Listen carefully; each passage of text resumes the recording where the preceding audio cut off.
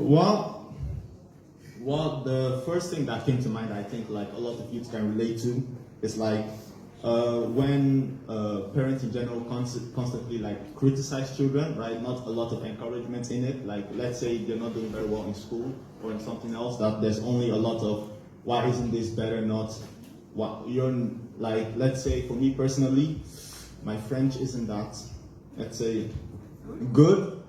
Right, what I like don't, I know that it's not that good, but like no, a lot, if like my mom only like criticized me like, wow, since the third year you haven't really been doing good at French, like this only fail.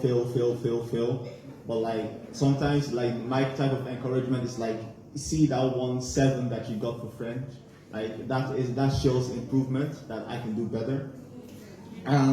But if parents constantly criticize children, what happens is that children only think that nothing they do is enough to please their parents, and that leads to them like acting in a kind of, it doesn't bother me anymore. I don't care whatever they say. It doesn't matter to me anymore because it's only going to be bad things, not only good things, and that never leads to any productivity or any constructive or progressive attitude.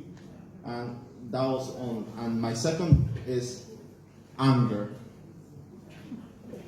When parents are angry, rather when anyone is angry, they can say things that they normally would not say if they were in the right mind. And whatever comes out of the parent's mouth to the children sometimes when they're angry, it's not nice. It's not nice.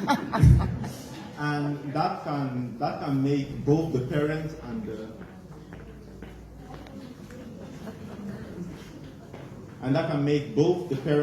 the children a little angry sometimes. Most times it's the parents that like when they're done with their outing their anger, the children are not happy, sometimes crying, sometimes angry, and that can lead to children doing a lot of bad stuff.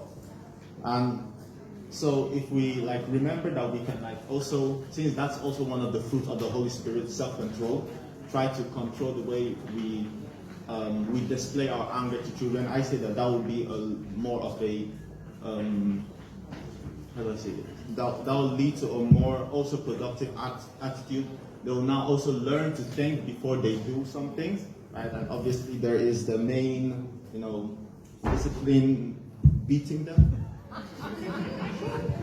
There is and when, as I come back to the encouragement part, there's also like what Emmanuel said last time, the sandwich. You give them, let's say, as another example for my friend, right? Like my failing mark, but then you can say like the 7 that I got there, like that's a very good mark, but don't forget that will lead you to passing, right? Then now that's the main part of that sandwich, right? The whatever you put in the middle of the bun, and at the end you end it with a compliment. But like, yes, this is still a 7. It's a good progressive mark, and you can like use this to like start building up your marks.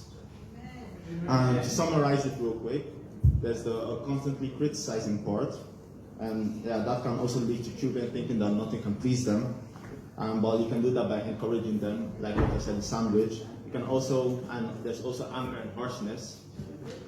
If you're angry, you can be harsh to them, and that's also not really a productive thing to do to them. And to counteract that, you can try to control your anger, control the way you display your anger, and that can also lead to a